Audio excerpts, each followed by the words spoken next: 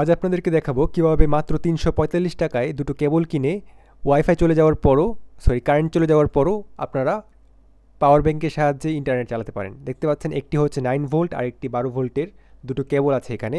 এই দুটো কেবলের নাম এবং সমস্ত বর্ণনা আমি ভিডিওর লাস্টে দেখিয়ে দিব আপনাদেরকে। তো এই দুটো কেবল দিয়ে আপনারা কিভাবে ওয়াইফাই চালাবেন তা আমি আপনাদেরকে ভিডিওতে দেখিয়ে দিচ্ছি। এটি আসলে খুবই সহজ।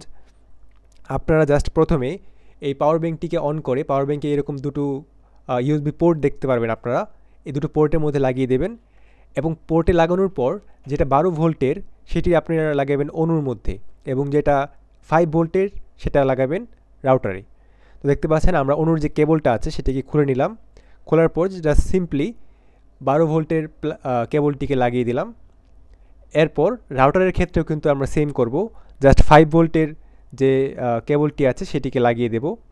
তো এইভাবে লাগানোর পর আপনাদের এই যে এখানে দেখতে পাচ্ছেন আমারটা আসলে ম্যানুয়ালি ক্লিক করতে হয় পাওয়ার ব্যাংকে।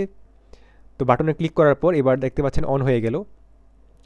তো এইভাবে আপনারা চাইলে কারেন্ট চলে যাওয়ার পরও ইজিতে আপনাদের পাওয়ার ব্যাংকের সাহায্যে রাউটারটিকে চালাতে পারবেন। এবং রাউটার এবং অনুর যে প্লাগ দুটো আছে সেগুলো কিন্তু অবশ্যই আপনারা চিহ্নিত করে রাখবেন যেন কারেন্ট আসার পর আগের মতো আগের জায়গায় লাগিয়ে নিতে পারেন। তো এই ছিল আমাদের বিষয়টি। এবং অনেক সময় অনেকের রাউটার বা অনু সম্ভবত 9 ভোল্টের হয়ে থাকে, সেটা এক্সেপশন, খুবই কম দেখা যায়। এরপর আপনারা চেক করে নিতে পারেন। তো আপনাদেরকে এবার দেখিয়ে দেই দারাজে কী লিখে সার্চ করবেন। দারাজে লিখে সার্চ করবেন ইউএসবি পাওয়ার বুস্টার অথবা লিখবেন DC two DC power boost.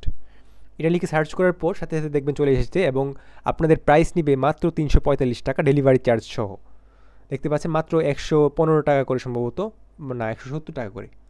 তো যাই হোক ভিউয়ার্স, যদি আপনাদের কোনো প্রশ্ন থাকে বা কোনো কিছু না বোঝেন অবশ্যই কমেন্টে জানাতে পারেন এবং ভালো লাগলে ভিডিওটি সাবস্ক্রাইব করে পাশে থাকবেন। সকলে ভালো থাকবেন। আল্লাহ হাফেজ।